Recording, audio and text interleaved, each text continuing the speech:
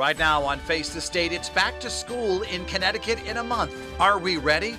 The state says yes, but teachers have concerns about COVID in the classroom. We'll talk with the president of the Connecticut Education Association, Jeff Leake. Plus, COVID has hit communities of color very hard. What can be done? We'll talk with the president of the Connecticut NAACP, Scott X. Esdale. And we continue our look at black-owned businesses in Connecticut with salon owner Gary McCummings. It's all straight ahead this Sunday, August 2nd, 2020. From Eyewitness News, Connecticut's most watched local political program, this is Face the State. Good morning, everyone, and thanks for joining us. I'm Dennis House. It's in 1 month. It's back to school across Connecticut, but it will be vastly different, from masks to social distancing to schedules to buses. What do teachers want during all of this? With us now is the head of the Connecticut Education Association, Jeff Leake, with results of a survey we've been talking about this week on Eyewitness News. And Jeff, thanks for being with us here today. Thank you for having us. We are definitely interested in getting the views of Connecticut teachers known to the public and to the governor and others. So thank you. Well, first of all, are teachers ready to go to school in a month? I think they're ready. I mean, I've been a classroom teacher more than 40 years. There's an excitement that begins to get to you at the beginning of August and kind of just expands a little bit as August continues. So yeah, I think we're getting ready, but clearly right now we're concerned about the plan as put out there by the governor, making sure that safety is the highest priority, and that we've done everything we can for the safety of our students and the safety of our staff. As you know it, walk us through what a day in the life of a teacher will be like come this fall in terms of how they'll begin their day, masks, shields, what have you. Well, we don't know that for sure. We're working on it right now with individual districts across the state.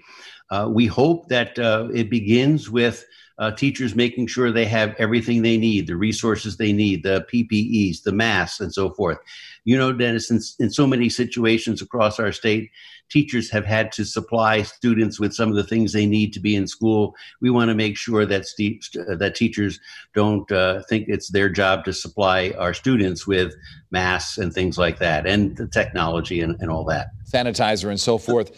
What was the biggest thing that jumped out at you about this survey? So almost 3/4 of our teachers clearly don't have confidence in the plan that was submitted by the State Department of Education and the governor. That's a pretty high bar there. That is. But at the same time, well over half of our teachers are saying that in some safe form, i.e. a combination of hybrid, in-person, and so forth, that is something that they are ready to do, and we are ready to support them in those efforts. As a former educator, I mean, you must agree that in-person learning is better than online learning. I know that in my house, I was the teacher. I was in charge of making sure that my kids were doing their work during the day because my wife, Kara, works night, later in the afternoon. So what was it like, in terms of coming up with these online plans and whether they are effective? Well, clearly the plans that our folks came up with in March on a moment's notice were not the plans that we would be willing to say, we need to go this way. Our teachers and their districts have been working on plans to make sure that we're better prepared to do distance learning than we were before. And we want to make sure that students have the resources they need in order to do that. As you mentioned, Dennis, we've always known that schooling is a real partnership between the school and parents. And the more that we get everybody involved in how best to do this, how we move forward safely, the better off we're going to be. And that's the conversation we're trying to have. We want to get back to school. Our teachers want to meet with their students. They just don't want to meet with them, all of them, in a classroom of 25 or 26 kids, not able to be distancing and perhaps even having some interesting conversations about wearing a mask. What kind of action would CEA take later in the month of August if they determine that perhaps things aren't going the way that they planned? We are not talking about any other actions other than continuing the conversations that we have been having with the Commissioner of Education and to a lesser degree, the governor of the state of Connecticut. We will be talking with the governor more directly over the next couple of days. A number of our teachers have agreed to do that. And we want to make sure the governor understands that we're ready to do this, but we want to make sure we're ready to do it as safely as possible. What kind of things would you like to see changed in the plan that was already offered?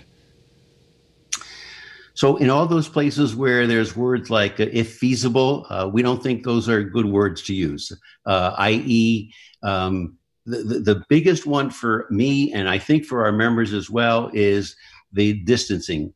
We cannot do distancing. We cannot do real distancing, 6-foot distancing between students if we bring them all back every single day. So we're concerned about that. We're concerned about, especially at the high school and middle school level, what's going to happen when a whole bunch of students are out in the hallway intermingling and so forth. Is everybody wearing their mask and things like that? Although we know spread of the disease is less in our elementary age kids, it's still a concern making sure that that the safety precautions are being observed. What do you think should happen if a student in one class comes down with COVID-19? What should the school and the town do? Well, clearly, a quarantine seems to be necessary in those situations, and we hope that we'll be able to do that. A quarantine for the student or the entire classroom? Another problem. I'm sorry? Quarantine for the entire classroom? I would think at least, yeah. I mean,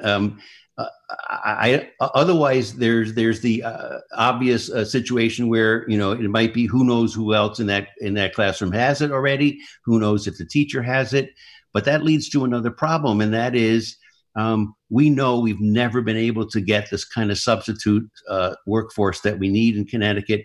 So if teachers have to be home because they may have been exposed, that's going to lead to a problem of leading any class that there might be. What about teachers with pre-existing conditions? How will they go forward in September? So upwards of 20% of our teachers right now, I think, are concerned about that because of pre-existing conditions or someone that they're caring for in their own home. They're making tough decisions, and they're going to be making those decisions probably right up close to the end of August, saying, is the plan in place in my district as safe as it needs to be in order for me to go back with the conditions I have, or the people who still live in my house and may be vulnerable as well. So we are definitely concerned about making sure that we present the most positive, safety-oriented conditions we can for our members as they contemplate coming back. Jeff Leake from the CEA, we appreciate you joining us today, and best of luck with going back to school. Thank you. We're going to need it, but we're going to do it. Absolutely. In a moment, the NAACP with how coronavirus is impacting communities of color and what they're going to do about it. And the big police reform bill, how it will change life here in Connecticut. Welcome you to watch past editions of Face the State right now on our YouTube channel or on our app.